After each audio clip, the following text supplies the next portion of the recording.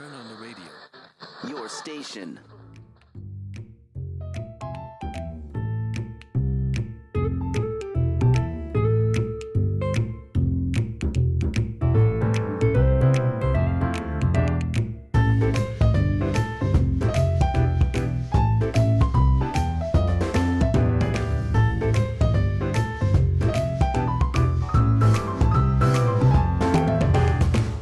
Hey, bienvenue sur les ondes de numérique, bienvenue sur ce podcast dédié à la protection du patrimoine avec votre principal intervenant, Anthony Zurawski.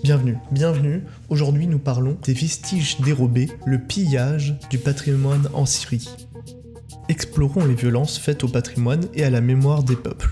Aujourd'hui, direction la Syrie, un pays au cœur d'une crise humanitaire, politique, culturelle, plus grave du XXIe siècle. Mais derrière les images de guerre, de ruines urbaines et de déplacés, il y a encore un autre drame, plus silencieux, plus discret, mais tout aussi destructeur, le pillage massif du patrimoine culturel syrien. Un pillage qui ne se limite pas en quelques statues volées ou des musées éventrés, non. Ce dont nous parlons aujourd'hui, c'est d'un phénomène organisé, structuré, souvent toléré, parfois encouragé. Un trafic qui alimente les marchés d'art internationaux, qui finance les conflits armés et qui détruit pièce par pièce la mémoire matérielle des peuples et d'une civilisation. Parlons de la Syrie, le berceau de l'humanité, théâtre du pillage.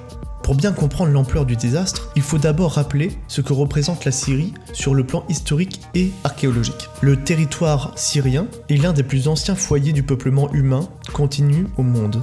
C'est ici, dans la vallée de l'Euphrate, et sur les hauteurs du Levant que sont apparues les premières villes, les premières écritures cunéiformes, les premiers empires structurés comme Ebla, Mari ou Ugarit témoignent d'une urbanisation très ancienne, datant de plus de 4000 ans avant notre ère. Ce n'est qu'un début car la Syrie antique est aussi passée entre les mains de grandes civilisations du Proche-Orient. L'Empire assyrien, les Perses, Alexandre le Grand, avant d'être intégrés dans l'Empire romain et byzantin. C'est toute une stratification historique qui se superpose aux temples gréco-romains, comme à Palmyre, des églises paléo-chrétiennes, des mosquées, des écoles coraniques médiévales à Damas ou à Alep. Chaque époque a laissé ses empreintes.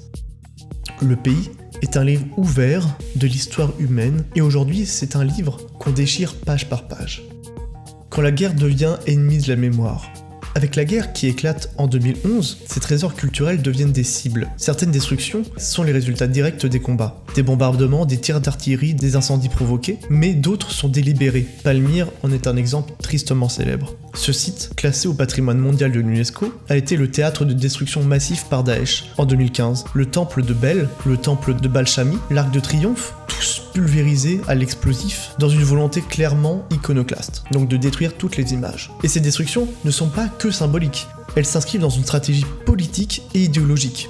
En s'attaquant aux traces du passé, on efface les racines et on nie la pluralité identitaire. C'est bien là le problème. Mais au-delà de la violence médiatique de ces gestes, il y a aussi un pillage plus discret, organisé, monétisé. On creuse, on extrait, on revend. Des sites comme Apamé ont été complètement éventrés, comme lacérés par des tranchées irrégulières causées par des fouilles clandestines, parfois encadrées par des groupes armés, car ça apporte énormément d'argent.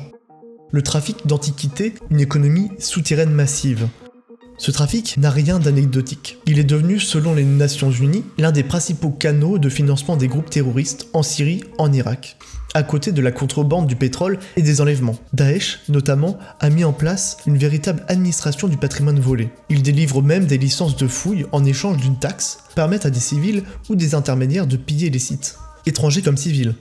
Ensuite, les objets sont vendus à travers le monde, à travers la Turquie, à travers le Liban notamment, avant d'atterrir dans les circuits bien connus des marchés européens, dont Paris est la capitale.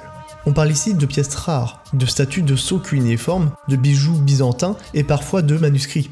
Des objets qui se trouvent quelques mois plus tard dans des galeries à Genève ou des ventes aux enchères de New York. Et très souvent, ils sont accompagnés de faux certificats de provenance affirmant qu'ils proviennent de vieilles collections privées ou d'une succession européenne. C'est là que le problème se complexifie, la frontière entre négligence et complicité devient très floue dans toutes les institutions, dont même le Louvre. On a eu l'occasion de voir cet exemple-là récemment, en 2024.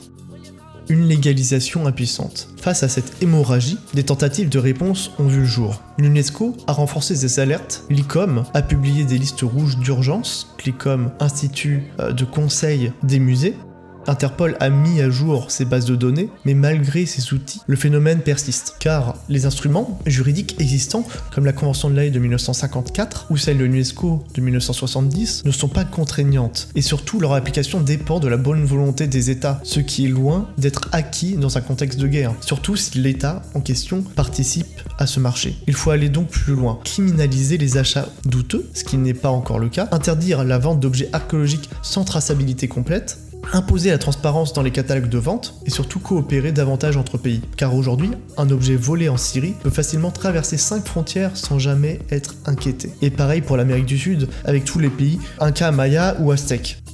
Reconstruire sans oublier. Protéger le patrimoine, ce n'est pas seulement une affaire d'archéologues ou de conservateurs. Non, c'est une question de souveraineté culturelle, de justice symbolique, d'avenir collectif. Ce qui a été volé doit être rendu. Ce qui a été détruit doit être documenté. Et même recréé maintenant. Ce qui peut être sauvé doit l'être avec le soutien de la communauté internationale. La série ne pourra pas tourner la page de son histoire récente sans retrouver une part de son passé. Et cela ne se fera pas sans effort massif pour retrouver, recenser ou restituer les biens spoliés. Il ne s'agit pas de nostalgie, il s'agit de réparer. Voilà, j'espère que l'épisode vous a plu, sur un sujet encore très précis cette fois sur le patrimoine en danger, cette fois-ci en Syrie. Vous commencez à voir des mécanismes qui se répètent et qui s'interconnectent entre différents pays et différentes frontières. Malheureusement, c'est une histoire toujours active, toujours d'actualité. Il ne faut pas oublier que chaque pièce volée est un fragment de mémoire effacé. Voilà, j'espère que l'épisode vous a plu, vous a intéressé, vous avez appris des choses. Et je vous dis à plus tard sur les ondes de numérique. Et on se retrouvera pour d'autres épisodes sur l'histoire, le patrimoine et les civilisations. Je vous dis à la prochaine. Merci de m'avoir écouté. C'était Anthony Zoraski, votre principal intervenant. Et je vous dis à la prochaine. Au revoir.